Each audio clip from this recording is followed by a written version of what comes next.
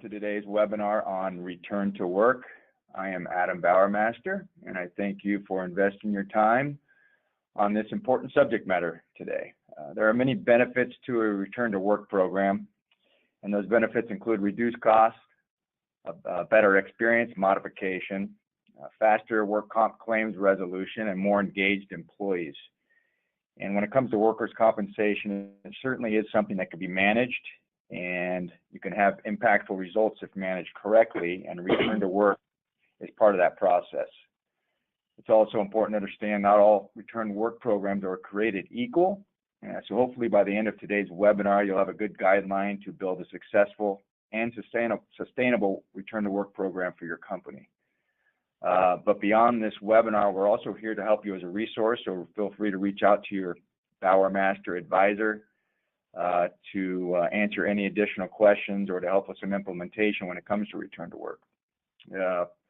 Also, following the webinar, the presentation materials, so the presentation that Sharon will go through today will be sent to you, along with supporting documentation and a return to work kit. So this information will be shared with you for you to use in your own company. As a reminder, all attendees are on silent mode for the presentation, but again, feel free to reach out after if you have any further questions or need further information regarding the subject matter today. At this time, I'm going to hand it off to our partner when it comes to workforce safety and claims management, Sharon Poston. Sharon is president of ESM Solutions, and thanks, Sharon. It's all yours. Okay, very good. Thank you, Adam. And welcome everyone to the webinar on building a successful return to work program. Excuse me. If I asked you if you have a return to work program in your organization, you would probably respond, yes, sort of. Many employers do make an effort to accommodate their injured employees as they recover from an injury, but it's usually informal and unstructured. We built a return to work program guide for employers, and today I'm going to give you an overview of what it contains, along with recommendations for you to consider.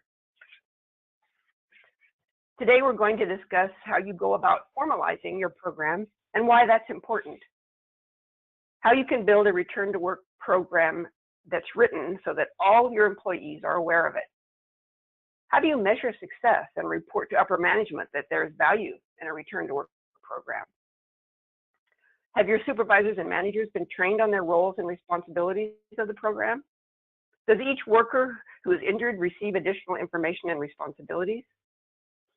Is your designated medical provider aware of and fully supportive of your return to work program? If not, maybe it's time to shop around for a different medical provider. What about your claims handler at the carrier or third-party administrator? Are they on board with supporting your goals? My plan is to try to answer some of these questions in this webinar today. Let's begin by talking about some of the benefits. First of all, recovery from an injury takes place with physical activity and motion. Rarely does a doctor advise to do nothing or stay in bed. Physically and emotionally, we as humans heal when we stay connected to our communities and feel valued. The American College of Occupational and Environmental Medicine, ACOM, as well as many other studies support this. Whether or not an employee is off work is an employer's decision. Let me repeat that. Whether or not an employee is off work is an employer's decision. If a doctor prescribes bed rest or hospitalization, you may not be able to accommodate that. But those recommendations are usually for a short period of time, if at all. Otherwise, work with your doctor to ensure that the doctor provides you with limitations or work restrictions or workabilities during an employee's recovery. Off work is not a work status. Ask for workabilities or limitations. It also saves you money to bring employees back to work. You reduce or avoid temporary disability payments.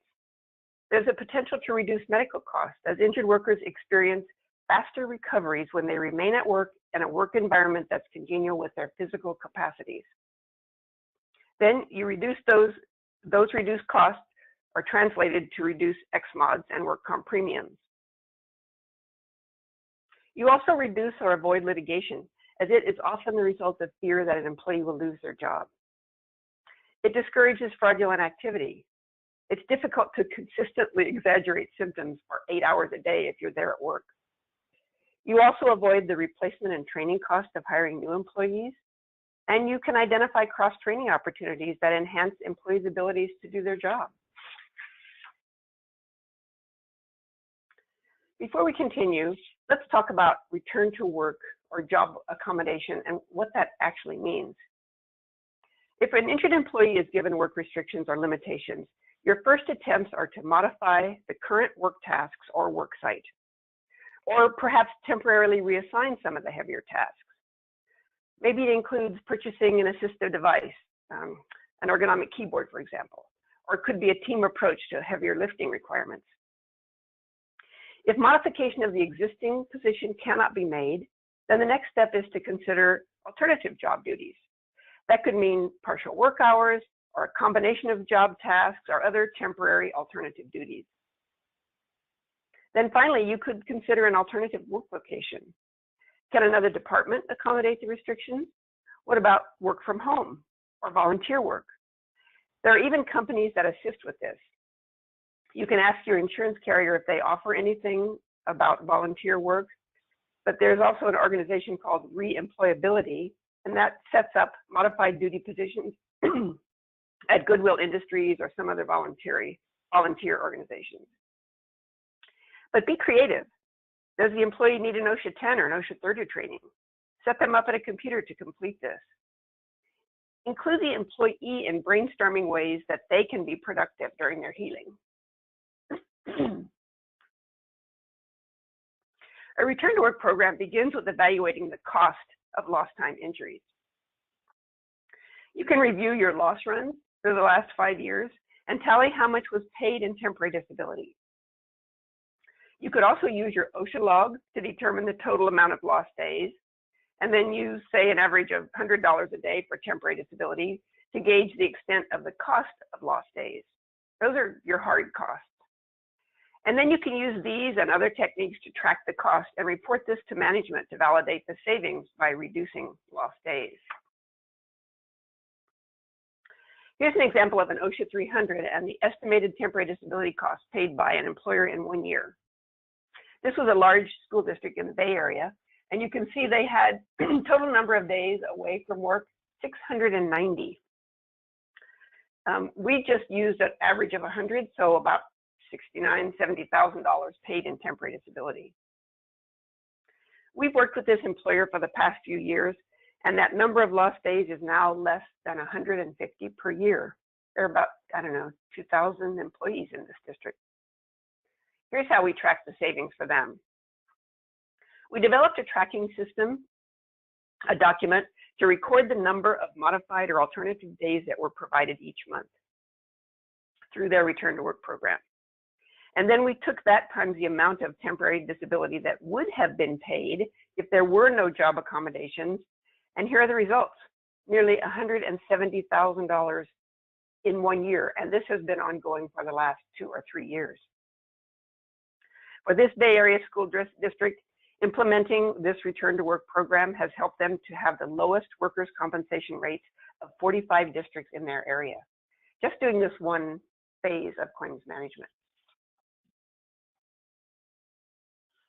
Well, now that you've figured out what lost time is costing your company, let's develop a formal program to address these costs.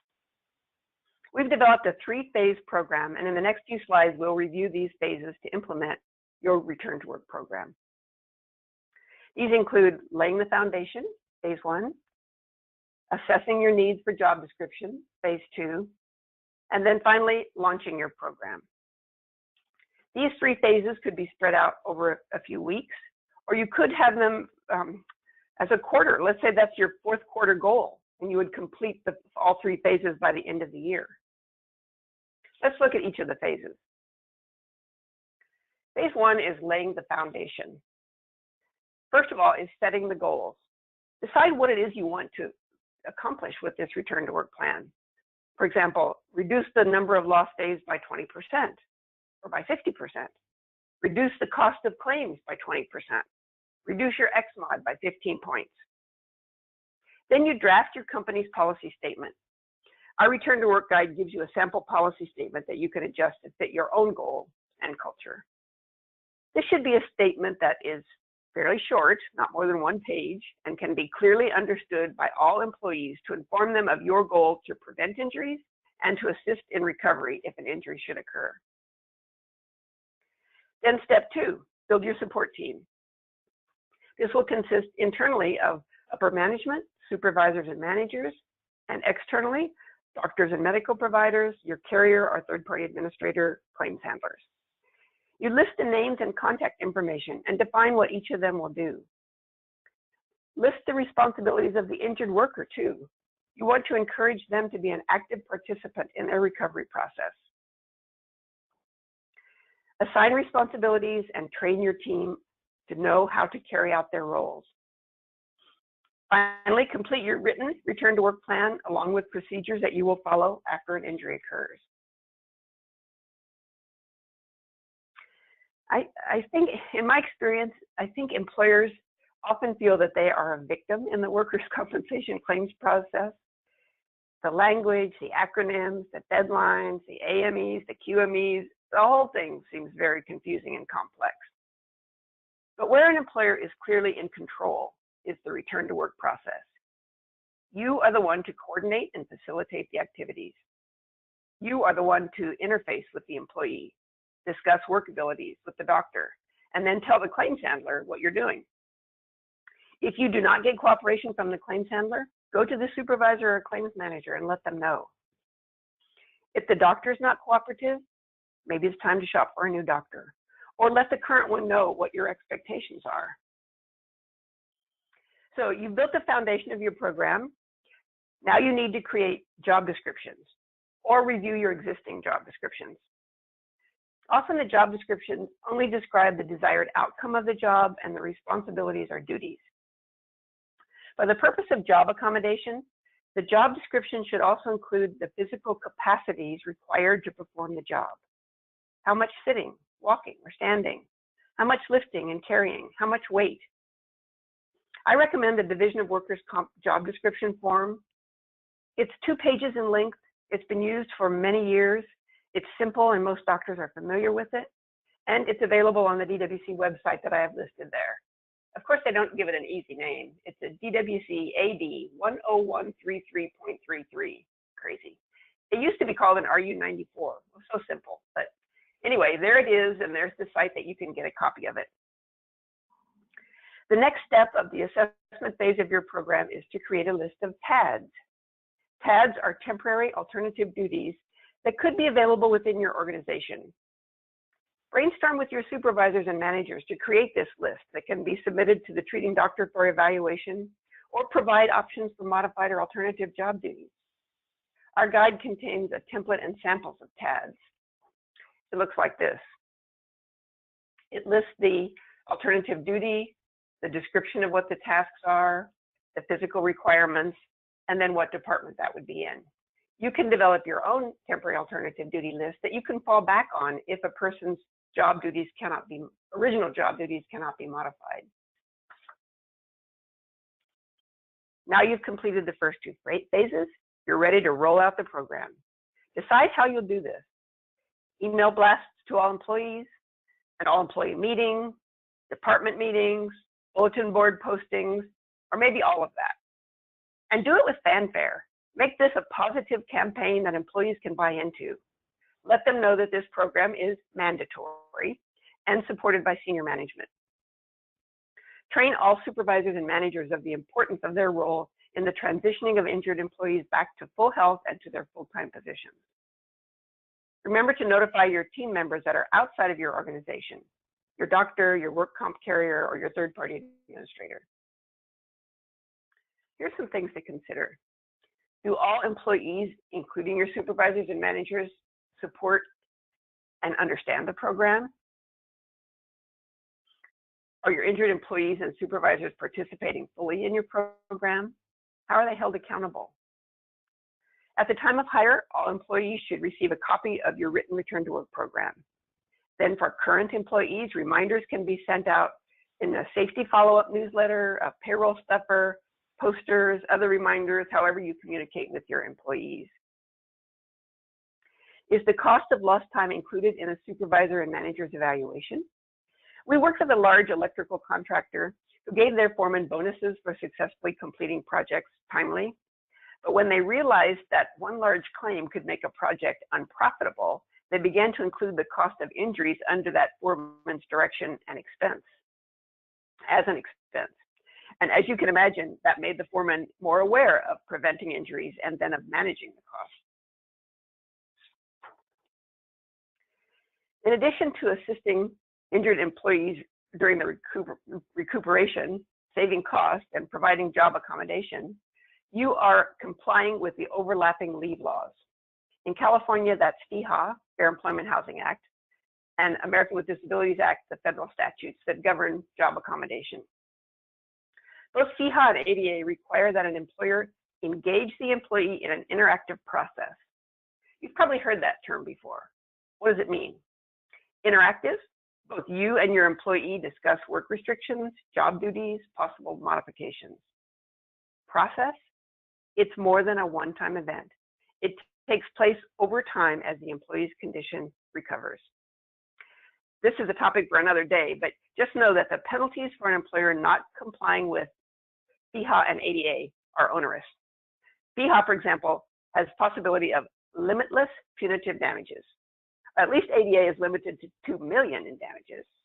That makes us feel better, right?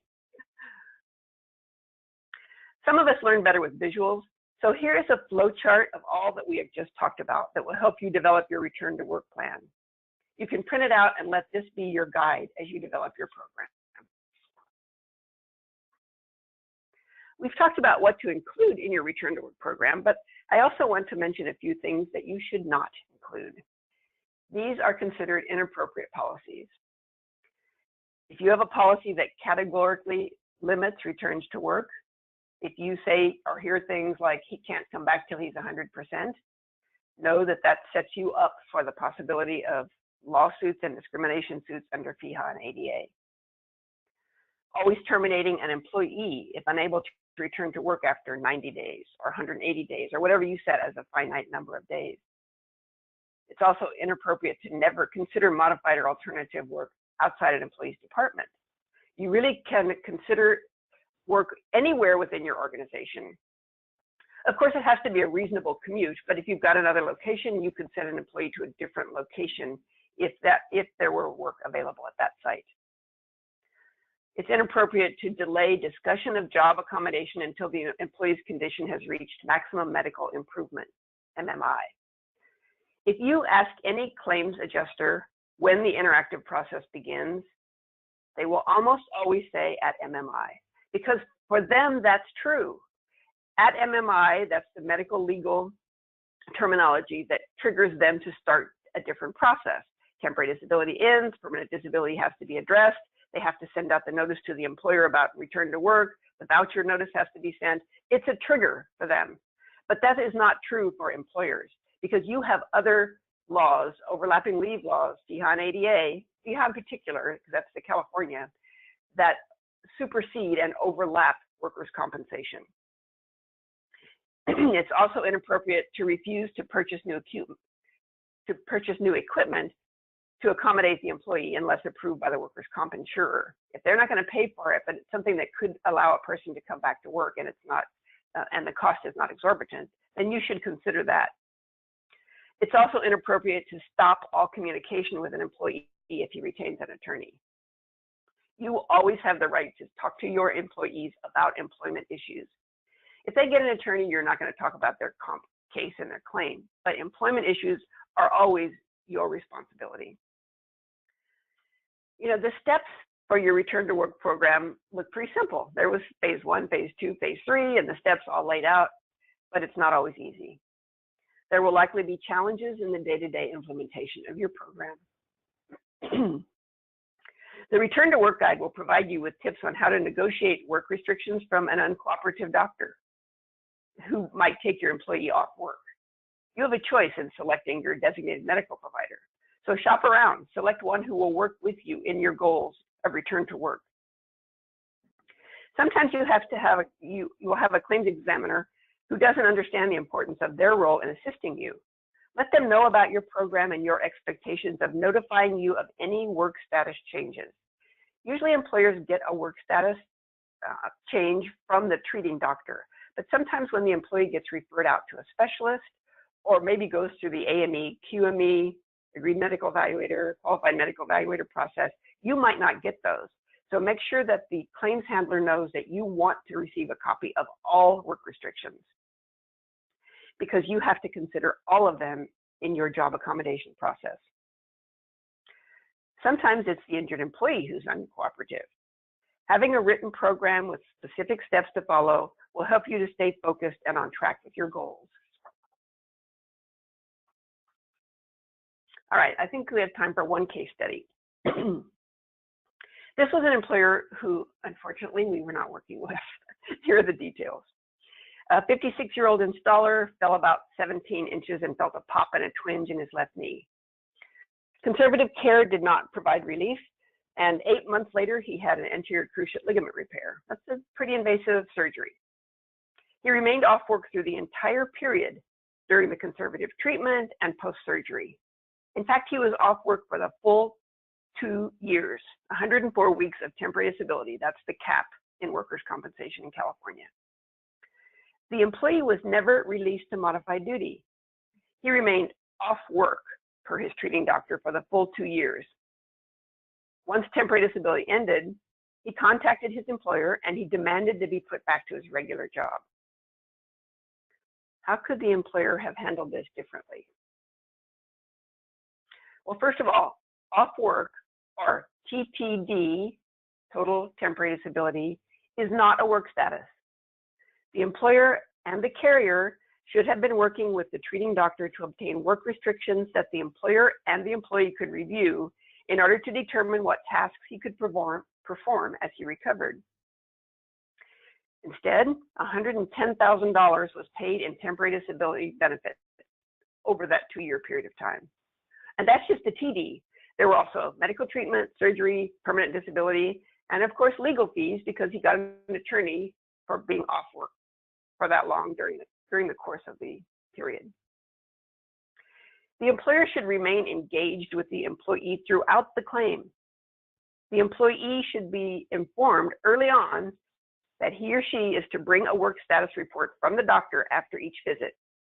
If the doctor was uncooperative, then encourage the employee to discuss modified work with the doctor, or have the carrier assign a nurse case manager to assist, or object to the treating doctor and solicit the opinion of a QME, a qualified medical evaluator.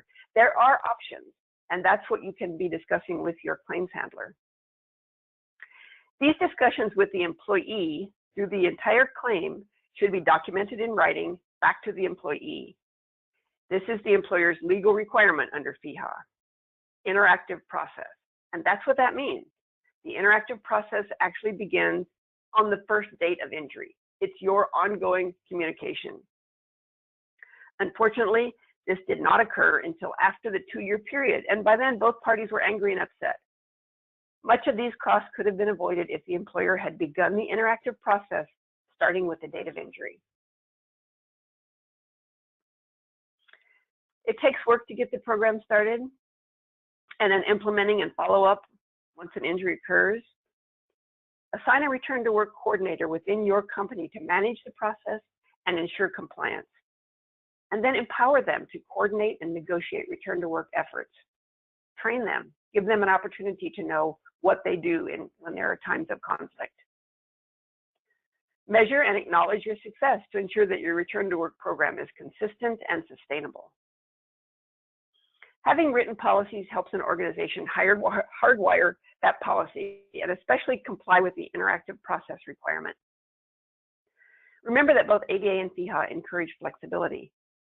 Each individual has different circumstances, and that sometimes makes this process challenging.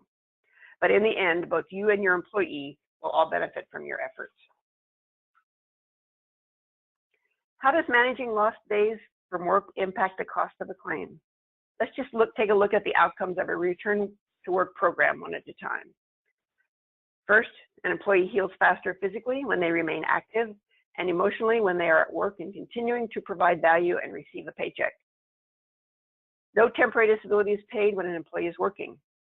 At the maximum TD rate, an employee who is off work for the duration of the 2-year cap, the claim cost will be about $110,000. And then you add medical costs, attorney's fees, litigation, permanent disability, so the claim costs continue to increase. In my experience, most claims are legitimate when they occur, but then some become exaggerated over time and become more costly as attorneys add body parts and increase the claim value. All around, you increase the potential for a positive result to a claim if the employee remains working as they recover from an injury. Here are some websites that you might find useful. The Return to Work Handbook listed at the very beginning, dir.ca.gov, and then Handbook Return to Work. This one is very helpful. It's about 30 pages, but it gives you a step-by-step process of how to deal with the interactive process. It's really very good. Then there are the other forms that we talked about on the DIR, Department of Industrial Relations, Division of Workers' Comp. The job description is there, the offer of modified work if you have a form for that, discussion about the voucher system. All of that is on the DIR website, very helpful. And then FEHA, the department falls under the Department of Fair Employment and Housing. I encourage you to take a look at the DFEH website. I don't mean to scare you, but it is scary because the penalties for not complying under FEHA are much more expensive than not bringing a person back under workers' compensation. All right, that's everything that I had to present today. Lots of information. You will be sent this PowerPoint presentation, as Adam mentioned, and feel free to call your Bowermaster advisor. They can offer you assistance in creating your successful return to work program. I've listed Adam's name and phone number. You can always call Adam. Sorry, Adam.